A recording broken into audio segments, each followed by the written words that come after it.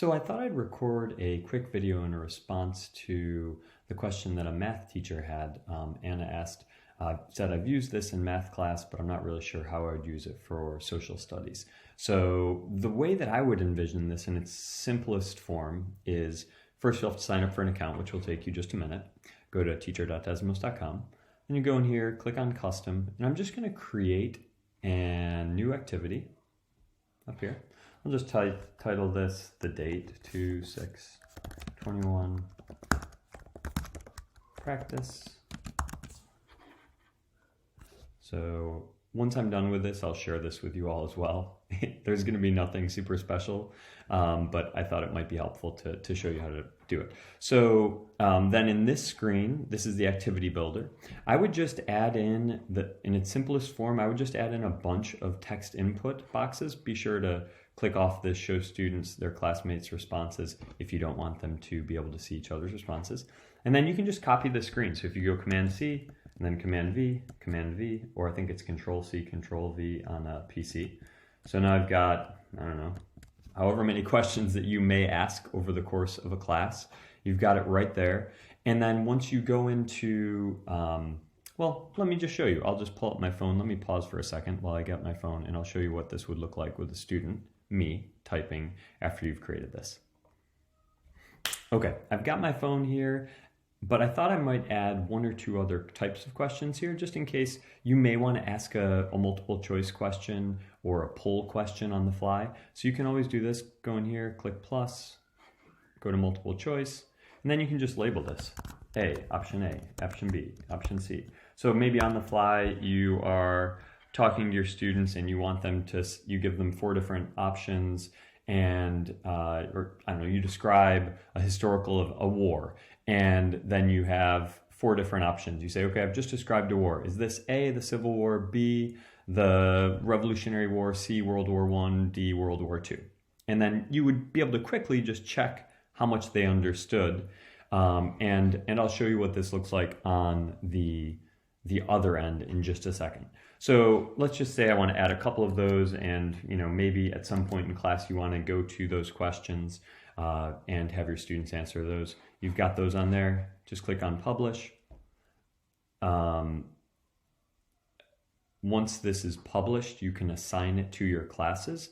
So assigning classes is super simple. I've got how to do that in the how-to and mini how-tos tutorial document that's at the top of this page. But instead of doing that, I'm just going to, let's see, do a single session code.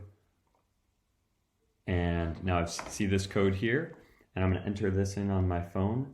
And the reason I'm doing this is I just want you to see what it's going to look like when you have a student in the class, because that's the magic is once you have students in class, obviously, because you can see what they're typing on a moment-by-moment basis. Okay, I'm entering in as Profe Rook. Now I'll just go to this view dashboard real quick. And so this on the screen is obviously the, okay, this on the screen is a teacher view. Now you can see I have, if I go up to the summary page right here, there I am, Profe Rook, and you can see the question I'm on. On the phone, but students can use an iPad, they can use the laptops. I've got this option, sorry it's in Spanish, but go to next. Now look on my screen here and you'll see where I am, which question I'm on.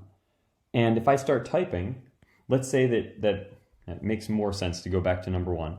And let's say as a teacher, I want to force my students to go back to question number 1.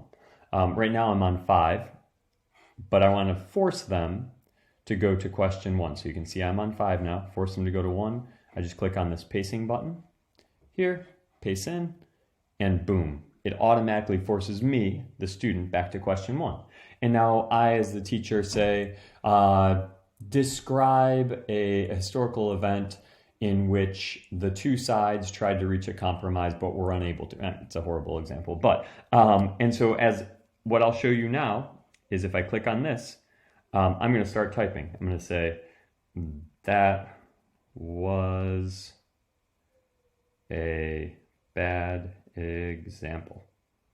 And you can see you can see exactly what I'm typing as I'm typing. Okay, there was a second delay. But the beauty of this is, imagine if here you can see all of the students who are with you. And if you want to see summary view, you would have all of your students listed here. You would be able to see exactly who had typed something or not. The little dot indicates they have typed something. Now let's just say that I have a multiple choice, or just I want to say, how are you guys feeling? A is excellent, B is okay, C is bad, D is horrible. Well, then I'm going to want to pop my students over to this question here, question 8. And again, on my screen, now it's bopped me to question 8. If my page is open, if I have Desmos open, then it'll automatically move me there. So I'm just going to select, I'm feeling great. So I just A. And then if I click here, look what's going to show up there in just a second. Boom. A. You can see real quick, get a pulse for either who's understanding and who's not, or who's with you and who's not, their level of engagement, etc. There are a bunch of things that I could show you, but since I'm trying to make this pretty quick, let me show you this as well. If you don't want students, if you are showing this screen here to your class, which I sometimes do, but oftentimes just have it on a second monitor or on an iPad, you might want to anonymize their answers so that you can't see, for example, I went back to number 1, who has written the right or wrong answer. Okay. You can lock students into multiple questions. So let's say I want them to be able to answer number 1 through 6. Great, restrict them to screen 1. Let's say that I just want them only to do the questions that we have done. Let me go to, only the questions we've done. So I'm going to lock them into question 1. Okay, then we go to question 2. Someone may still be working on question 1, so let's just go to question 2. Now they can only answer on question 1 and 2. Now you see this little 1? That's how many students are on question 1. I'm going to now go to question 2. Now look where it is on there. So hopefully you can start to envision the beauty of this. I have a couple of videos out there that are more in depth where I actually show me doing this with teachers. And I think there's 1 or 2 out there with clips from my class, but I teach Spanish. So probably the teacher video is going to be the most helpful. I hope that helps. And please let me know if you have any other questions. I'm just trying to get the ball rolling because I am passionate about using Desmos, and it's made a huge impact on my school year. And I plan to continue to use it so long as I teach, even once I go back to full in person. Adios.